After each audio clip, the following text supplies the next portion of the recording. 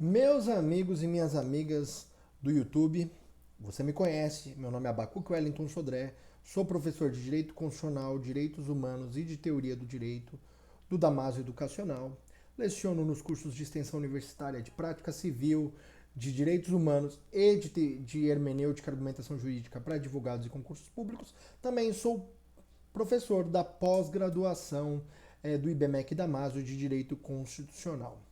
Também participo da segunda fase da OAB, coordenada pelo professor Erival da Silva Oliveira. Pois bem, depois dessa breve apresentação, gostaria de tratar com vocês hoje de um tema caro do direito constitucional, ou seja, o controle concentrado de constitucionalidade. Não somente o controle concentrado. Queria tratar especificamente hoje, no nosso encontro, acerca da ação direta de inconstitucionalidade. Então, que está previsto no artigo 102, inciso 1, a linha A da Constituição Federal, e também no artigo 3º e seguinte da Lei 9868 de 99. Lembrando que a Lei 9868 de 99 é a lei que trata da ação direta de inconstitucionalidade por ação e por omissão e a ação declaratória de constitucionalidade. Hoje nós vamos tratar então da ADI, ação direta de inconstitucionalidade, na sua modalidade por ação, então, no controle então abstrato de leis e atos normativos.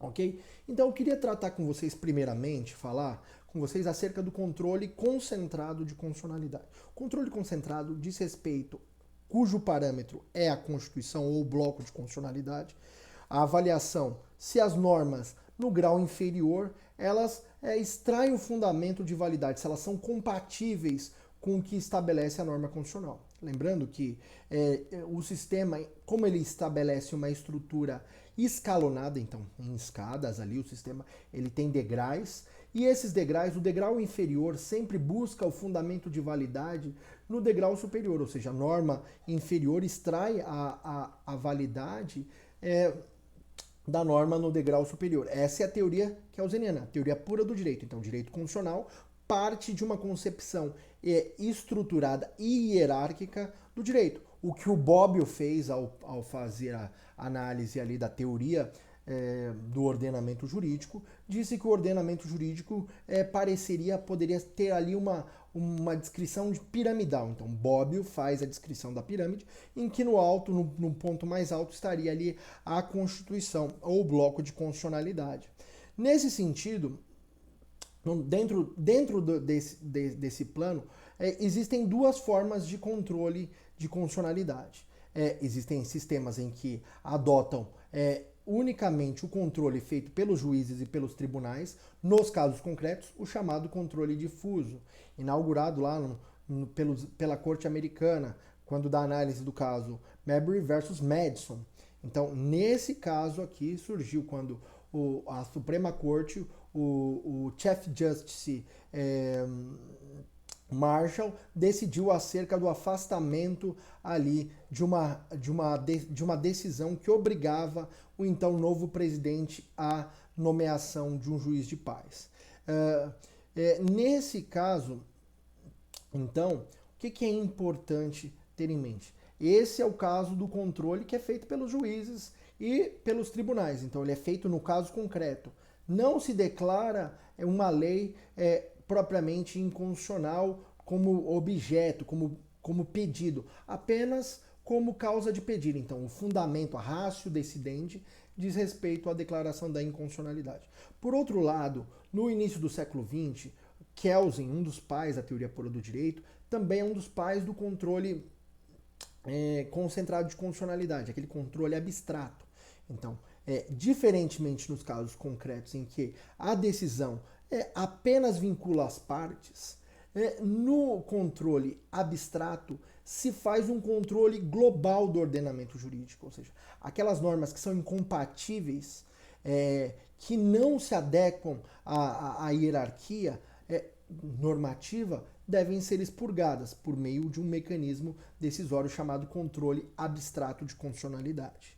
Dessa forma, então, suscitado, existe um órgão que é competente para analisar essa questão, que no caso seria o Tribunal Constitucional. O Tribunal Constitucional, num sistema europeu, por exemplo, ele é um órgão que não pertence ao Poder Judiciário, é um órgão próprio que fica ali com a missão ou competência de analisar a compatibilidade das leis e atos normativos em face da Constituição daquele Estado. É o caso, por exemplo, de Espanha, Portugal, Alemanha, Itália.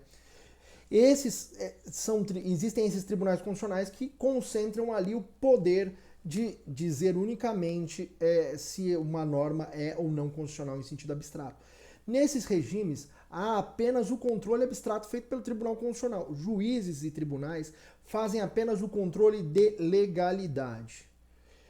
No sistema jurídico brasileiro, ao contrário então do que no sistema americano, em que só tem um controle difuso, então o controle é feito de forma difusa pelos juízes, mas especialmente pela Suprema Corte, quando do recurso final, então da análise final de um caso, ou diferentemente do sistema continental europeu, em que há um tribunal constitucional, no sistema jurídico brasileiro, a partir da Constituição de 88, o Supremo Tribunal, então, órgão máximo do Poder Judiciário, concentrou em si uma dupla contingência de poderes. Qual é essa contingência de poderes?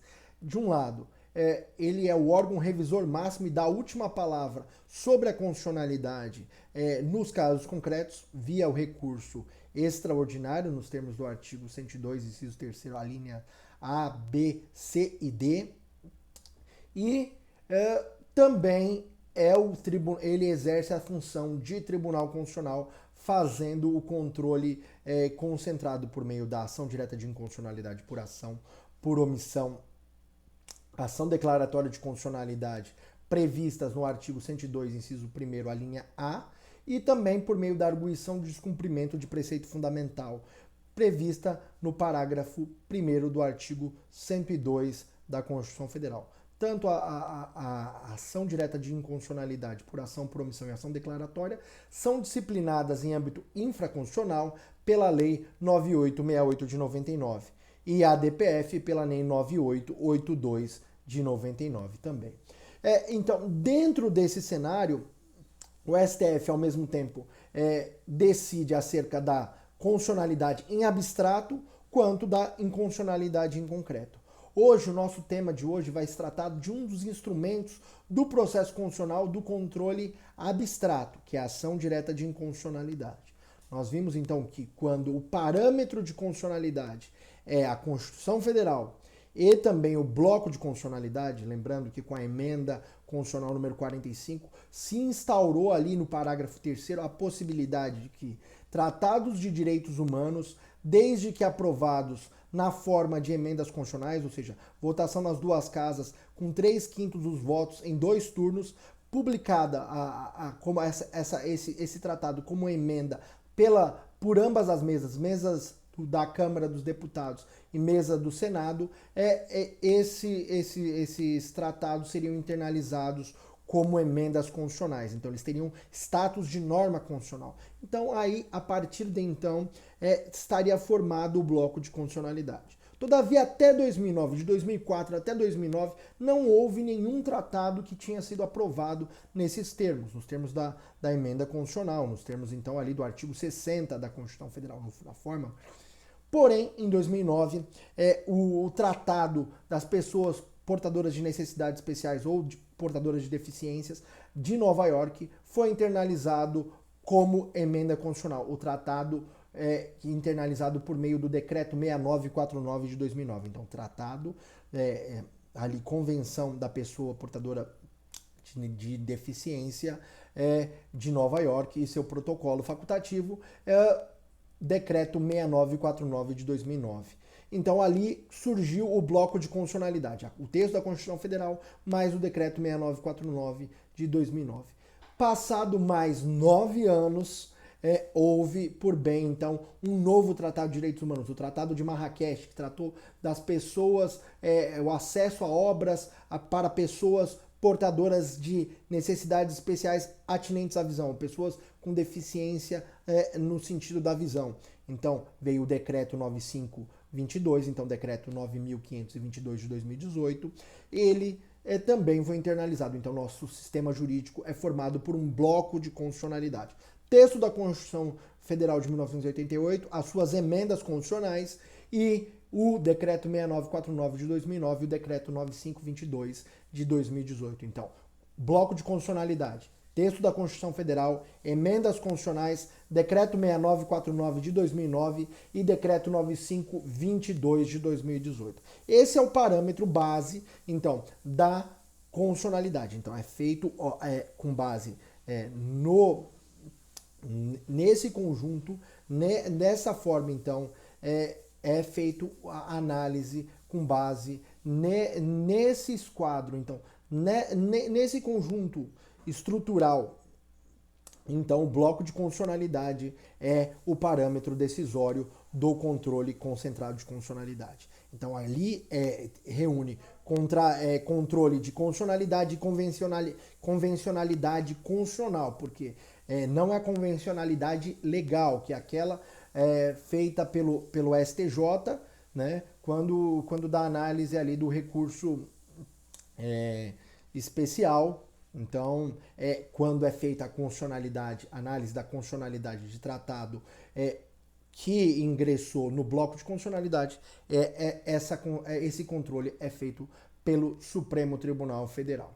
Então, nós já estabelecemos o parâmetro. Então, quando se trata de controle com base um controle abstrato com base no bloco de constitucionalidade, temos então ali um controle concentrado federal. Lembrando que existe o controle concentrado estadual, que é realizado por meio da representação de inconstitucionalidade. Ali, então, no artigo 25 da Constituição, estabelece que os estados podem criar suas constituições. Então, o poder constituinte derivado decorrente permite que os estados, os entes federativos estados, organizem a sua forma política, a sua autonomia, por meio das constituições dos estados, estabelecendo ali, inclusive, a reprodução de normas obrigatórias.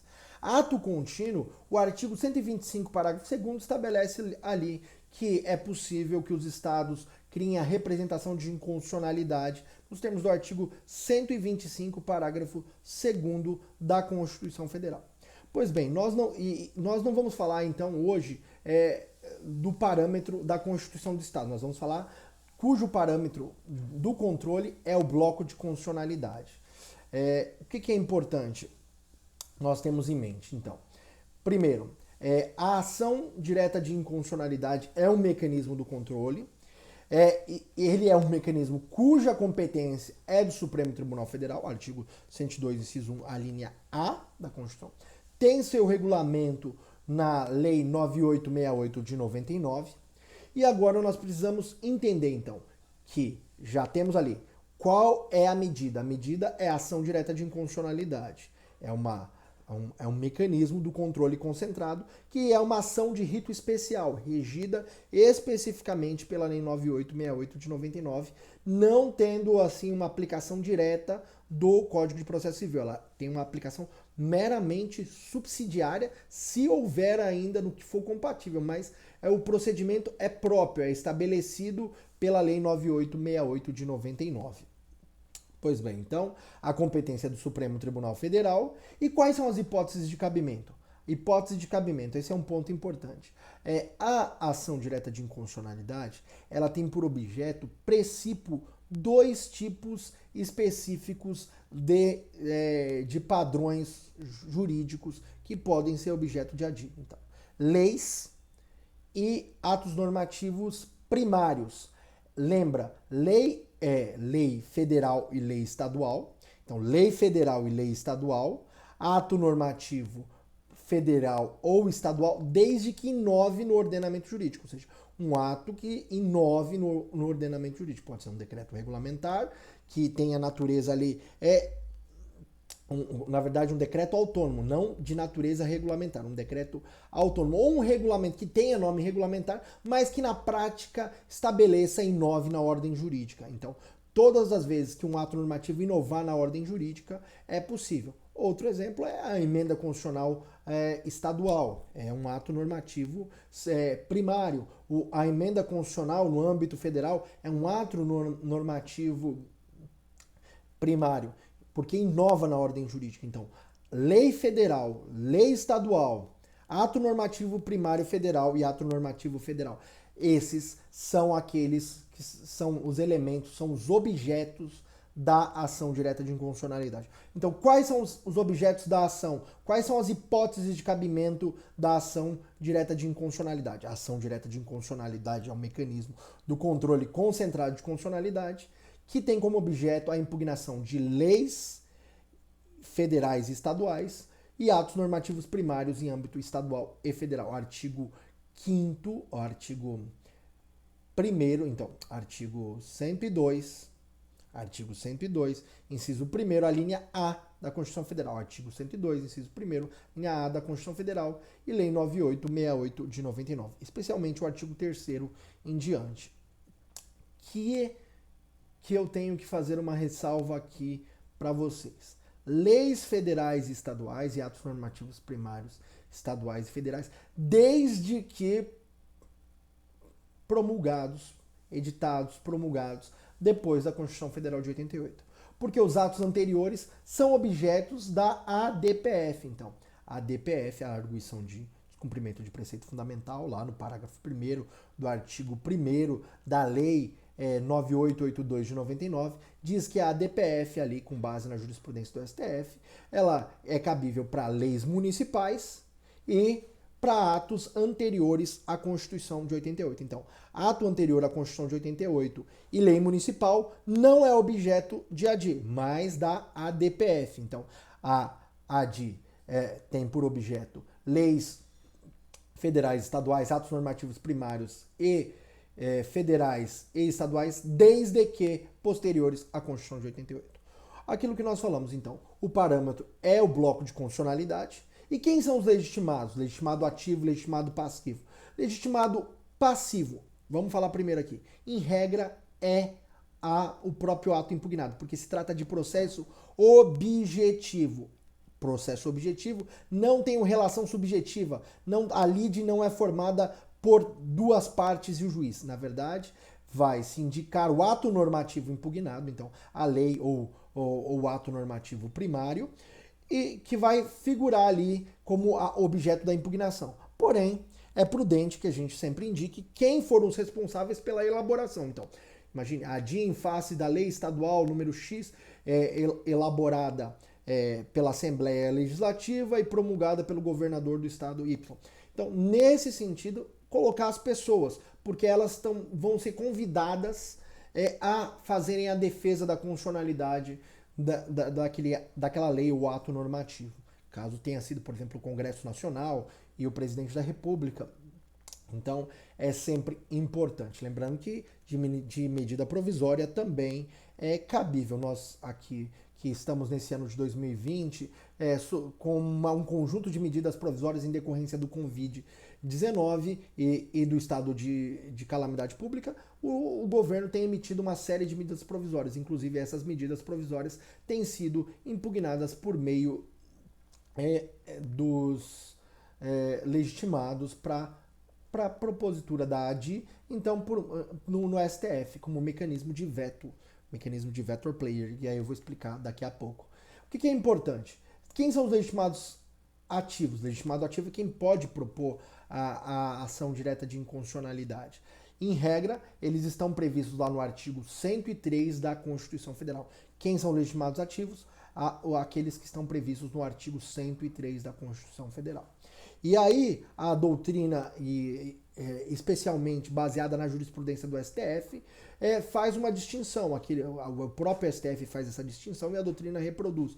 No sentido de que existem os legitimados universais, ou seja, que não dependem de demonstração de qualquer interesse ou de qualquer especificidade, que são o presidente da República, a mesa do Senado, a mesa da Câmara dos Deputados, a OAB, o partido político com representação no Congresso Nacional, o Procurador-Geral da República. Esses não precisam demonstrar, são chamados legitimados universais, não precisam demonstrar uma especificidade com relação ao objeto do processo. Todavia, existem os legitimados especiais, que são os governadores dos estados, as mesas das Assembleias Legislativas ou Câmara Legislativa do Distrito Federal e a Confederação Sindical ou entidade de classe, que precisam demonstrar o que? A chamada pertinência temática.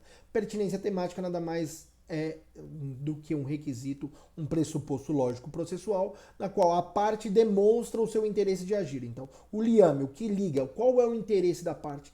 Tem que ter uma vinculação institucional. Então, o liame, a vinculação com a finalidade institucional é o que vai demonstrar, então, a pertinência temática. O governador pode tratar de leis do seu estado ou daquelas leis de outros estados que afetem aquele seu estado. Então, esse é um exemplo. De igual modo, o sindicato, por exemplo, dos industriários, ou mesmo dos metalúrgicos, tem que demonstrar que a lei que impugna, o ato normativo impugnado, tem a ver com as finalidades da defesa dos interesses dos metalúrgicos. E a lei tem que tratar dos metalúrgicos. Então eu preciso ter o liame que demonstra a existência do interesse jurídico processual. Esses são os legitimados especiais. Então, legitimados universais não precisam demonstrar pertinência temática, legitimados especiais precisam demonstrar pertinência temática ou interesse de agir. São eles governador de estado, mesa das assembleias legislativas ou Câmara Legislativa do Distrito Federal, confederação sindical ou entidade de classe de âmbito nacional. Os legitimados, artigo 103 da Constituição Federal. Pois bem, o que eu tinha falado antes? Significa que a Constituição, quando ela diz quem pode propor ação direta de inconstitucionalidade, ela não universaliza, não é qualquer pessoa que pode propor. Então, são aqueles legitimados do artigo 103. Então, é criado ali o chamado poder de veto. É um poder de veto, de impugnação. Mas, como o processo constitucional ele é direcionado a um órgão do Poder Judiciário, que é o Supremo Tribunal Federal, como nós falamos, concentra ali tanto o controle abstrato quanto o controle concreto, o que nós podemos dizer é que existe a necessidade de respeitar a regra da inércia do Poder Judiciário. Então a Constituição elegeu os legitimados e esses têm o poder de veto, ou seja, de tentar chamar o STF para que ele atue ou como legislador negativo, então diga o que é ou não constitucional, é constitucional ou não, e muitas vezes o STF até sanar determinadas inconstitucionalidades, que são as decisões manipulativas, que um dia eu vou tratar aqui com vocês um vídeo só sobre as decisões do controle concentrado. Hoje nós vamos focar aqui no âmbito da ADI. Então, nós já falamos então do legitimado ativo, do legitimado passivo, do parâmetro, que é o bloco de constitucionalidade, da hipótese de cabimento, e o seu objeto. Qual é o objeto da ação direta de inconstitucionalidade? Então, é impugnar eventuais casos de inconstitucionalidade formal e inconstitucionalidade material. Inconstitucionalidade formal, o que significa? É simples. Inconstitucionalidade formal é a violação das regras de competência, de iniciativa e os procedimentos exigidos pela Constituição Federal. Então, quando uma lei ela tem ali uma regra de iniciativa e ela é do presidente da República, do chefe do executivo, e ela é proposta por parlamentar, ela está eivada pelo vício da inconstitucionalidade formal, cuja sanção é nulidade absoluta. Então, nulidade, regra da nulidade, não se convalida.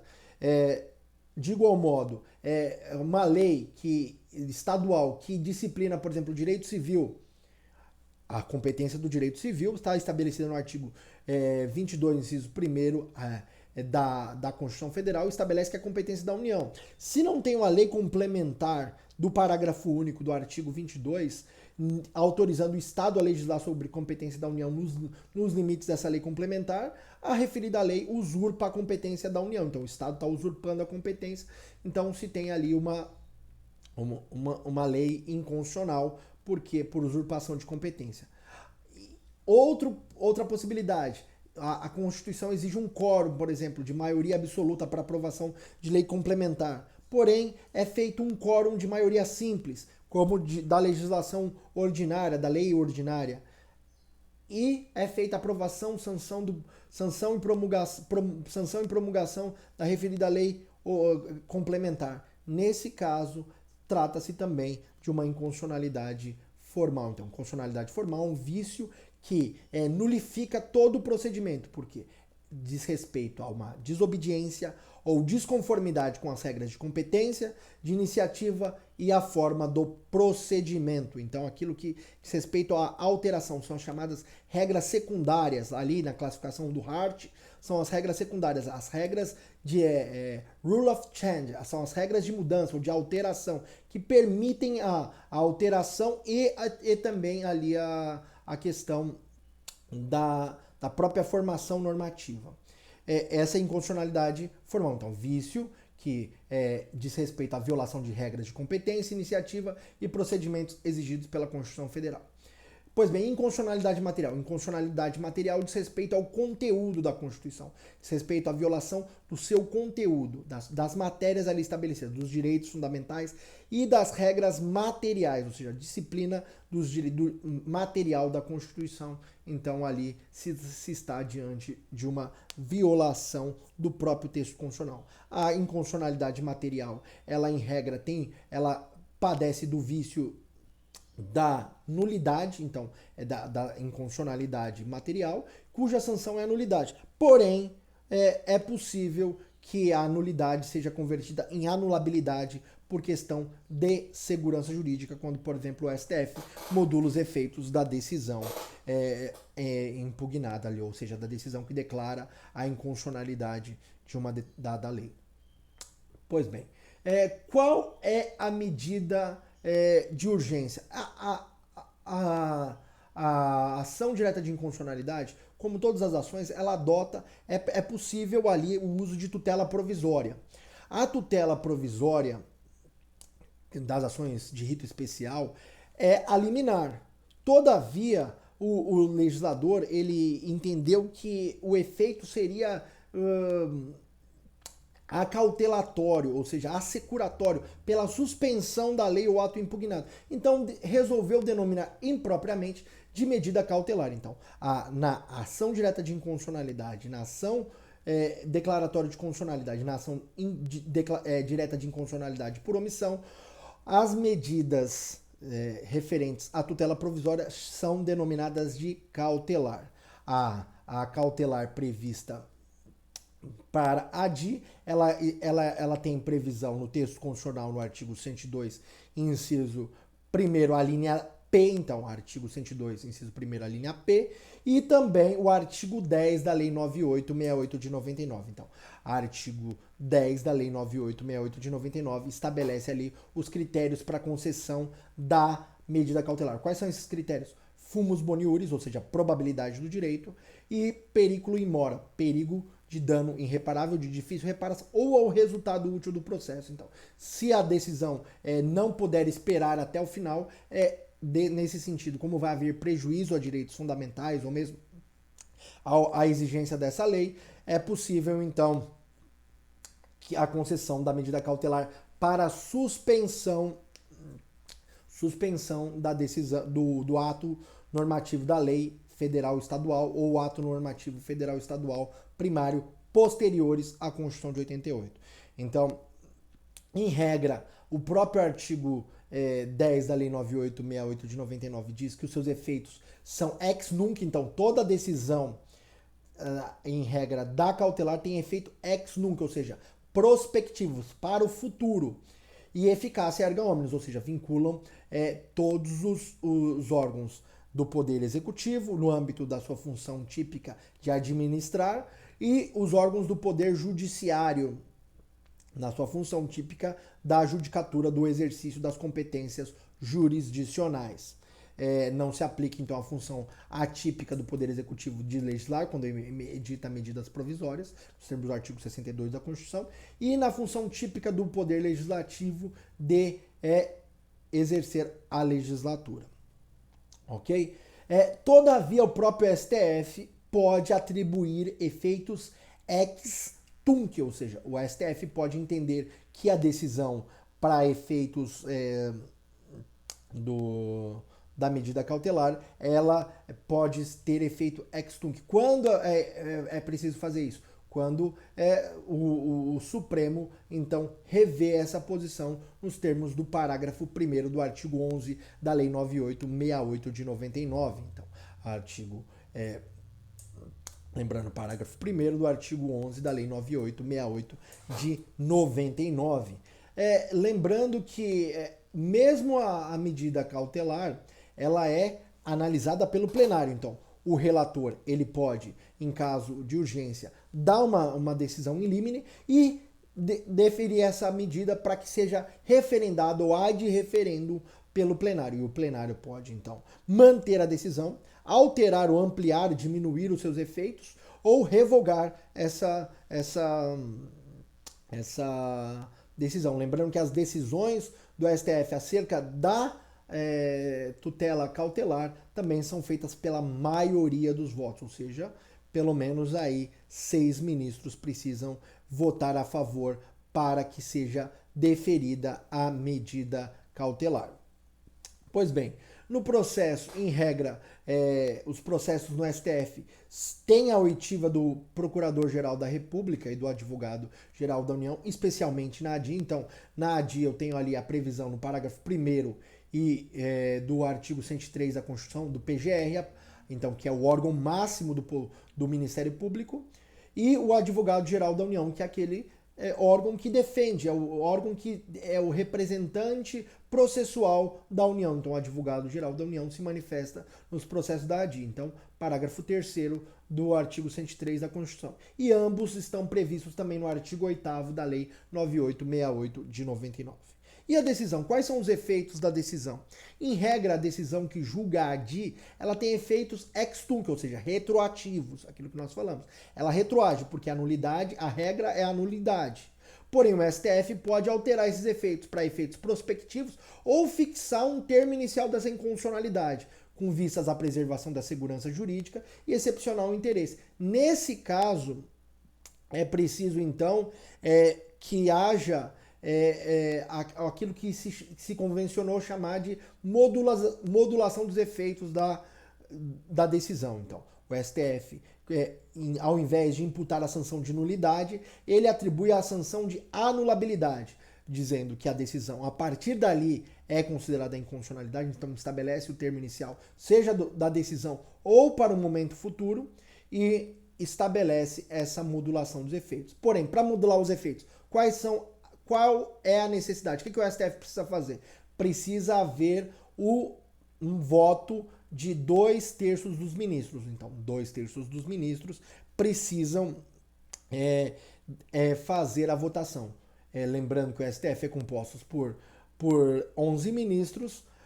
Então, nos termos do artigo 27 da Lei 9868 de 99, precisam que 8 ministros votem a favor da modulação dos efeitos. Se não houver esse quórum de 8 ministros, vai ser mantida então a regra da nulidade absoluta e dos efeitos ex tunc. Ok? Então, modulação dos efeitos é possibilidade do STF alterar da regra da nulidade para a anulabilidade, com a fixação do termo inicial da inconstitucionalidade, seja a partir da decisão ou a partir de um outro termo a ser fixado pelo STF.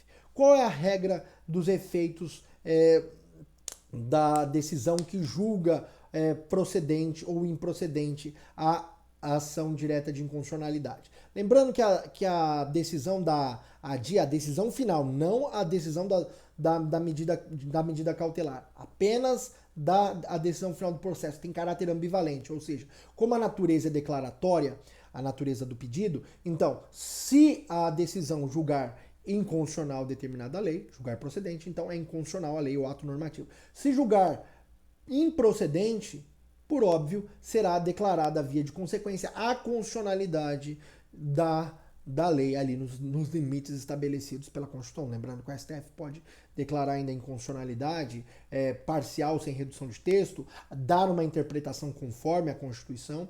Então, todas essas possibilidades são passíveis de construção. Em regra, os efeitos da decisão são vinculantes, então, aos órgãos da administração pública, aos cidadãos e também aos órgãos do Poder Judiciário, nos termos do artigo 28, parágrafo único da Lei 9868 de 99. Quem não está vinculado? Então, o Poder Legislativo, na sua função típica de legislar, podendo, então, sempre gerar recalcitrância a novas leis, mesmo em sentido contrário, e aí elas serão objetos desse poder de veto dentro da teoria da separação dos poderes e do check and balances, ou seja, dos freios e contrapesos, e o Executivo na sua função atípica de legislar quando edita medidas provisórias nos termos do artigo 62 da Constituição Federal.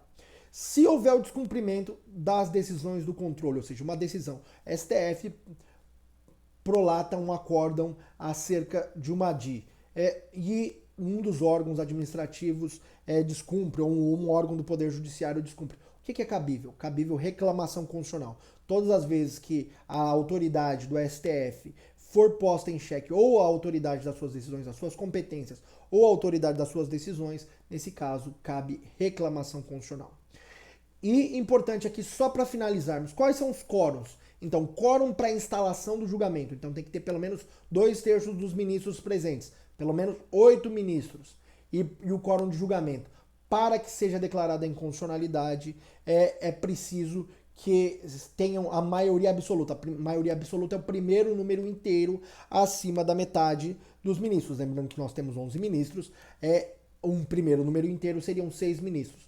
Todas as vezes que for declarada a inconstitucionalidade ou a constitucionalidade, ou mesmo para decidir acerca da concessão da medida cautelar para suspensão da lei ou ato normativo federal ou estadual posterior à Constituição em sede de ADI, é feito pela maioria dos ministros, ou seja, 6 ministros. Lembrando que o STF é composto por 6 ministros. Essas são as lições que hoje eu gostaria de compartilhar com vocês acerca da ação direta de inconstitucionalidade e do controle abstrato. Espero que gostem. Recomendo a leitura da Lei 9868 de 99. E aqui eu trago também para você uma dica muito especial. Se você quer entender esse processo da ADI e, ao mesmo tempo, verificar como o STF decide acerca da Lei 9868 de 99, basta você ir na legislação anotada do STF e ler a Lei 9868 de 99 com base nas anotações da jurisprudência, ou seja, cada artigo é comentado com base nas decisões do Supremo acerca da Lei 9868 de 99. Pessoal, essas são as dicas que eu tinha para vocês e espero que gostem. Se você gostou, deixa o seu joinha, se inscreve no canal que você vai me ajudar. Um forte abraço, até a próxima. Bons estudos!